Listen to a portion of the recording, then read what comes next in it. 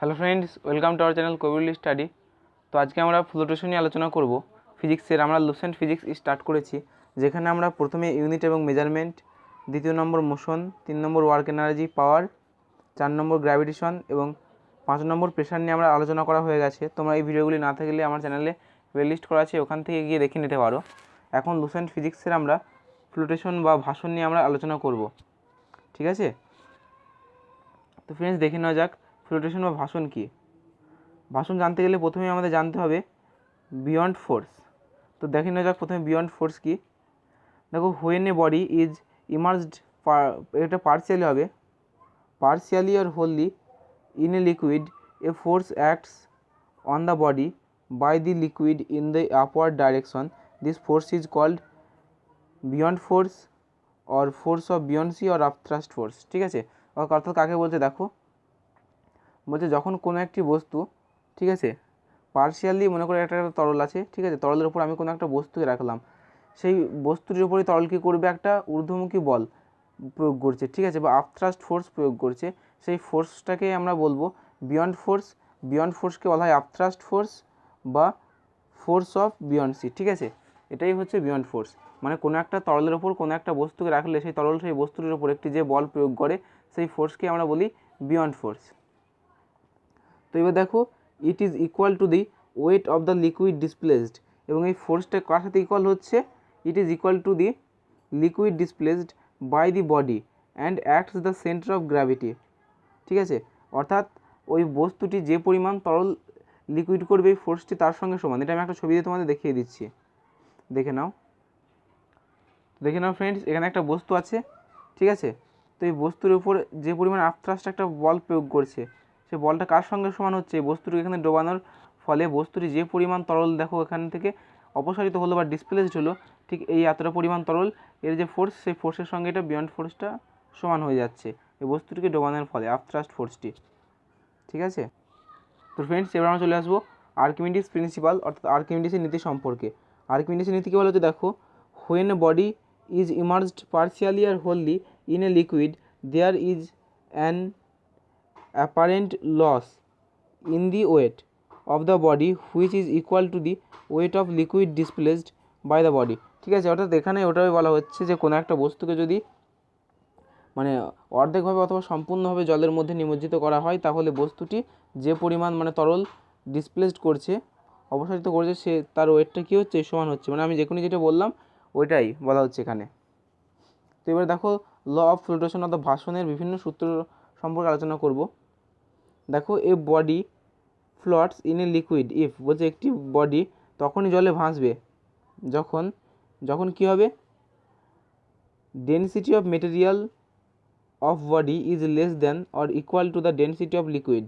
মানে একটা বস্তু বলছে জলে তখনই ভাসবে যখন কী হবে, বস্তুটির ঘনত্ব, সেই বস্তুটি মনে করি এটা ভাসছে, বস্তুটির ঘনত্ব এই জলের বা লিকুইডের ঘনত্ব থেকে কম হতে হবে অথবা সমান হতে হবে, তবে এই বস্তুটি ভাসবে বা এরকম করে নিমজ্জিত হয়ে থাকবে। ঠিক আছে, যদি সমান হয় বস্তুটির ঘনত্ব কী করতে হবে, কম হতে হবে, বস্তুটির ঘনত্ব কম হতে হবে বা সমান হতে হবে জলের ঘনত্বের থেকে। এবার দেখো, if the density of material of a body is equal two density of liquid, যদি দুটোরই যদি সমান হয়ে যায় তখন কী হবে, দ্য বডি ফ্লোটস ফুললি সাবমারিজড, তখন বডিটি কী হবে, ফুললি সাবমারিজড হয়ে ভাসতে থাকবে in liquid in neutral equilibrium, এবং এটাকে বলা হচ্ছে নিউট্রাল ইকুইলিব্রিয়াম। ঠিক আছে,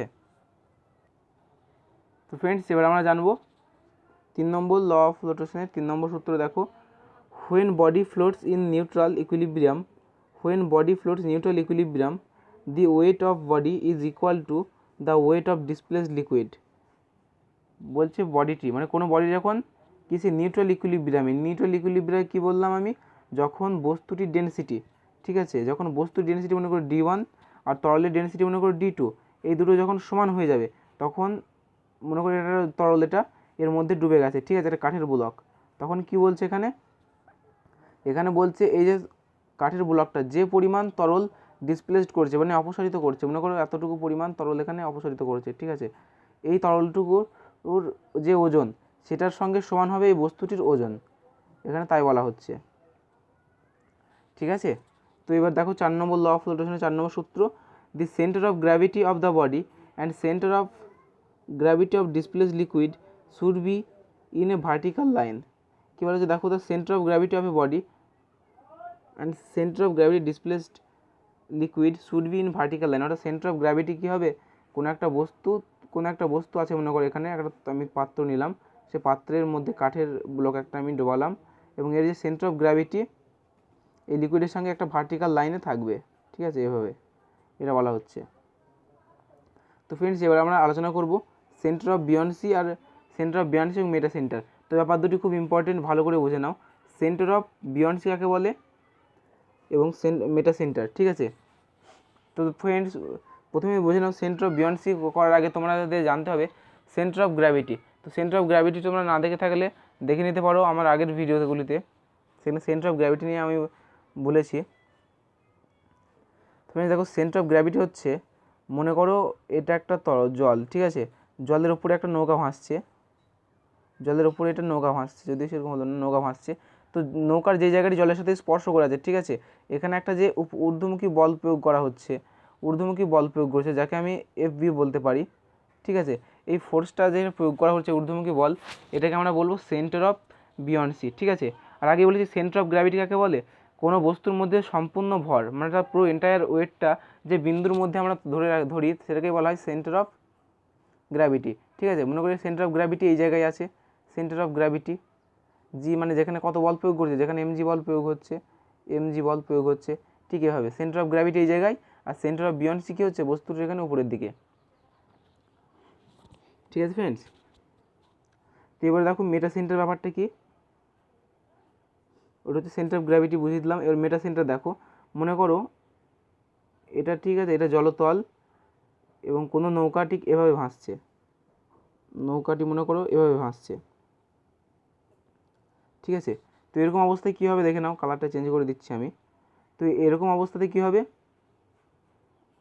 ঠিক এই জায়গাতে একটা বল প্রয়োগ করবে, মনে করো এখানেও জল আছে, নিচেগুলোতেও জল আছে। ঠিক আছে, তো এই জায়গাতে একটা বল প্রয়োগ করেছে, এবং বস্তুটির প্রথমে যেহেতু জলটা উপরের দিকে উঠেছে, এবং বস্তুটি প্রথমে কী ছিল, এমজি পরিমাণ বল, এখানে লম্বভাবে নিচের দিকে লাগবে, এখানে এমজি পরিমাণ বল, এবং বস্তুটি আগে নিউট্রাল অবস্থা ছিল মনে করো এই দিক বরাবর, এই দিক বরাবর।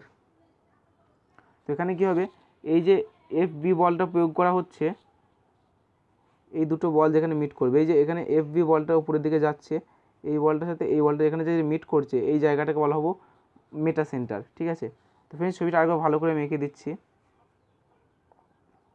দেখে নাও। মনে করো এটা একটা নৌকা, ঠিক আছে, নৌকা, এটা জলের স্পর্শে আছে, এই জায়গাতে বল প্রয়োগ করা হচ্ছে এফ বি। এখানে মেটা সেন্টার কিন্তু অবস্থানটা পরিবর্তন করবে। ঠিক আছে, জলের যেখানে লাগবে, মানে জলটা যেখানে টাচ করবে, ঠিক সেই জায়গায় তো আপথ্রাস্ট বলটা প্রয়োগ করা হবে। এখানে মেটা সেন্টার, এখানে মানে সেন্টার অফ বিয়ন্সি বলটা প্রয়োগ করবে, সেন্টার অফ বিয়ন্সিটা এখানে হবে। আর এখানে কি থাকবে, একটা সম্পূর্ণ বস্তু, গ্র্যাভিটিটা ছিল প্রথমে মনে করো এই জায়গায় ছিল গ্র্যাভিটিটা, সেন্টার অফ গ্র্যাভিটিটা এই জায়গায় ছিল। তো এখান থেকে, তো ফ্রেন্ডস এখান থেকে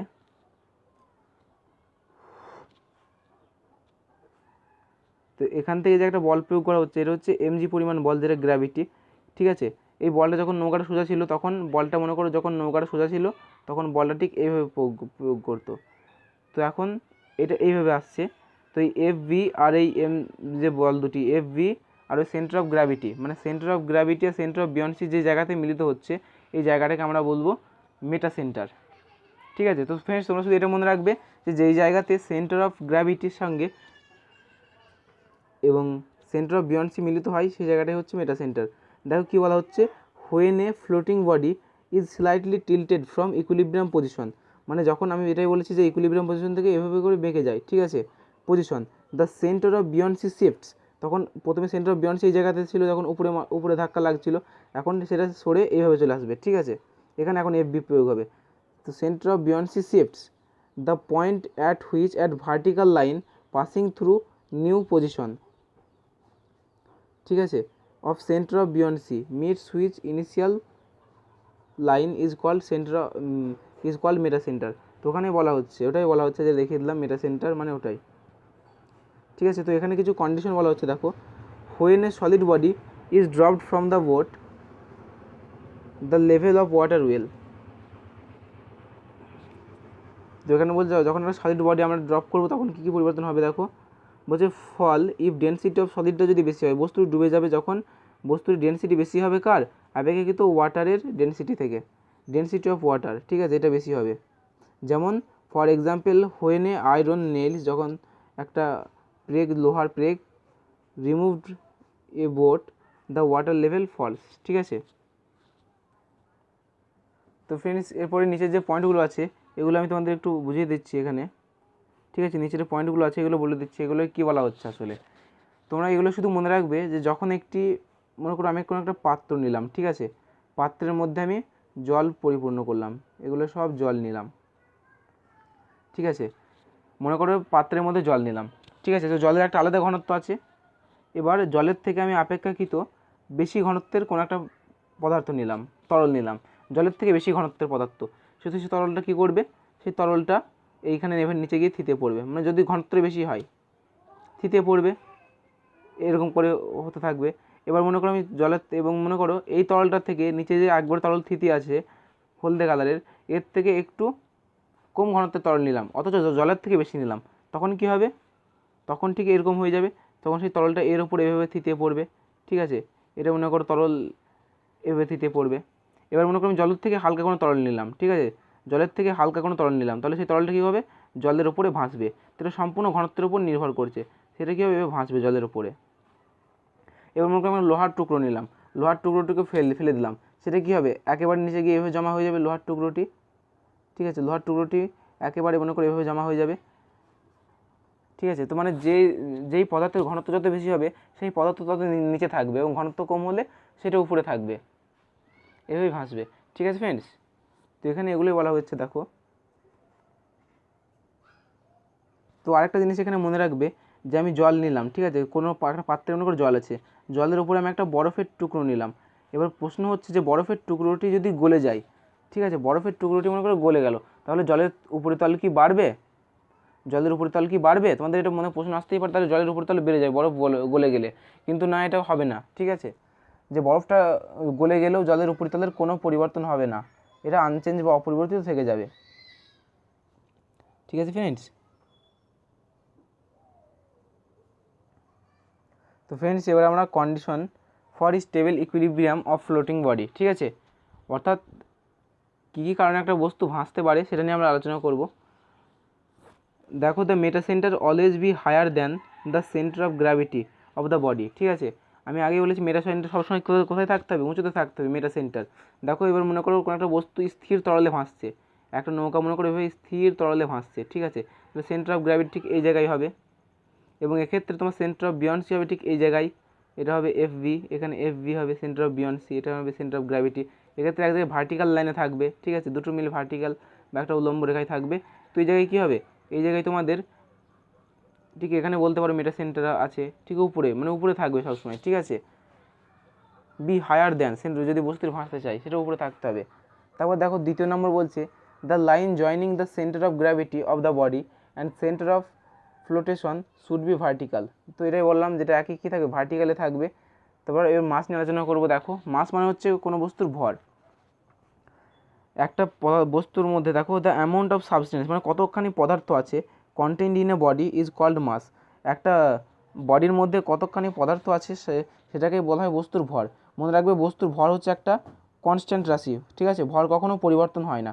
একটা বস্তুর ভর মনে করো 5 কেজি, সেটাকে যদি তোমরা চাঁদেও নিয়ে যাও তাও সেটা 5 কেজি থাকবে, তুমি পৃথিবীর যে কোনো প্রান্তে নিয়ে যাও, মঙ্গল গ্রহে নিয়ে যাও, ঠিক আছে, সে বস্তুর ভর 5 কেজিই থাকবে, এটা হচ্ছে একটা কনস্ট্যান্ট রাশি। কিন্তু ওয়েট ভার কিন্তু পরিবর্তন হয়, কারণ ভার সমান হচ্ছে এমজি, এটা জি এর উপর নির্ভর করে, ঠিক আছে, কিন্তু মাস সবসময় constant, mass always constant. Friends ওখানে দেখো এটাই বলা হয়েছে যে mass is constant quantity, it does not change like weight, এটা ওয়েটের মতো পরিবর্তন হয় না। তো এবার আমরা ডেনসিটি মানে ঘনত্ব নিয়ে আলোচনা করব। তো ঘনত্ব কী বলা হচ্ছে, দেখো আমরা জানি কোনো বস্তুর ঘনত্ব সমান বস্তুর একক আয়তনের ভরকে বলা হয়, বস্তুর একক আয়তনের ভরকে বলা হয় ঘনত্ব, অর্থাৎ ঘনত্ব ডি সমান আমরা বলতে পারি কোনো বস্তুর ভর বাই বস্তুর আয়তন, ঠিক আছে, বস্তুর ভর বাই আয়তন, অর্থাৎ বস্তুর আয়তনকে যদি আমি ইউনিট ভলিউম করে দিই, একক আয়তনে কোনো বস্তুর ভরকেই বলা হয় ঘনত্ব, ঠিক আছে। ঘনত্বের এসে একক কি, কিলোগ্রাম পার ঘনমিটার, যেহেতু মাস মানে হচ্ছে কিলোগ্রাম আর ভলিউমের জন্য ঘনমিটার একক এটাই। এবার রিলেটিভ ডেনসিটি কী দেখো, রিলেটিভ ডেনসিটি হচ্ছে আমরা সাধারণত এটা জলের সঙ্গে তুলনা করব। কোনো বস্তুর ঘনত্ব জলের অপেক্ষা মানে 4 ডিগ্রি সেলসিয়াস উষ্ণতায় জলের ঘনত্ব, এখানে দেখো 4 ডিগ্রি সেলসিয়াস উষ্ণতায় জলের ঘনত্ব এবং তার উপরে হচ্ছে ডেনসিটি অফ মেটেরিয়াল, পদার্থের ঘনত্বের সঙ্গে যদি আমরা 4 ডিগ্রি সেলসিয়াস উষ্ণতায় জলের ঘনত্বকে তুলনা করি তখন আমরা পাই রিলেটিভ ডেনসিটি। তো এখানে 4 ডিগ্রি সেলসিয়াস উষ্ণতায় কেন? কারণ 4 ডিগ্রি সেলসিয়াস উষ্ণতায় আমরা জানি যে জলের আয়তন মিনিমাম হয়, ঠিক আছে, মানে জলের আয়তন সব থেকে কম হয় 4 ডিগ্রি সেলসিয়াস উষ্ণতায়।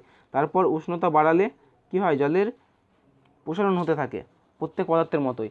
কিন্তু মনে রাখবে 0 থেকে 4 ডিগ্রি সেলসিয়াস উষ্ণতা অবধি জলের আয়তনের কী হবে, সংকোচন হয়। যখন 0 থেকে 4 ডিগ্রি সেলসিয়াস উষ্ণতায় জলের আয়তন সংকোচন হয় এবং 4 ডিগ্রি থেকে আবার বাড়তে থাকে, তাপ প্রয়োগ করলে আবার জলের আয়তন বাড়তে থাকে, ঠিক আছে। মনে রাখবে 4 ডিগ্রি সেলসিয়াস উষ্ণতায় জলের আয়তন মিনিমাম এবং ডেনসিটি ম্যাক্সিমাম হয় জলের 4 ডিগ্রি সেলসিয়াস উষ্ণতায়। তো এবার দেখো, since relative density is a ratio of unitless, দেখো এখানে দুটোই ঘনত্বের একক পাচ্ছি, তাই দুটোই ডেনসিটির সেম ডেনসিটি, তাই এখানে কোনো ইউনিট হবে না রিলেটিভ ডেনসিটির। দেখো relative density is measured by hydrometer, relative density পরিমাপ করবো আমরা হাইড্রোমিটার যন্ত্রের সাহায্যে। The density of sea water is more than that normal water, কার সমুদ্র জলের ঘনত্ব বেশি হচ্ছে সাধারণ জলের থেকে। এই কারণেই মনে রাখবে যে সমুদ্রের মধ্যে মানুষ কী হয় না, ডুবে যায় না, মানুষ সহজেই ভাসতে পারে সমুদ্র জলের মধ্যে, কারণ তার ঘনত্ব অনেক বেশি, সমুদ্রের মধ্যে মানুষ ডুবে মরে না এই কারণেই, কারণ সেখানে খুব সহজে মানুষ ভেসে উঠতে পারে।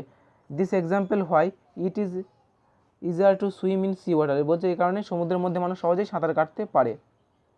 এবার দেখো, when ice floats in a water its 1/10 part remains outside the water, বলছে মনে করো এটা একটা জল, ঠিক আছে, এটা একটা জলের মধ্যে 9 ভাগ হচ্ছে নিচে থাকে। মনে করো কোনো একটা বরফের 9 ভাগ নিচে থাকবে এবং 1 ভাগ ওপরে থাকবে, ঠিক আছে, মানে 10 ভাগের 1 ভাগ ওপরে থাকবে।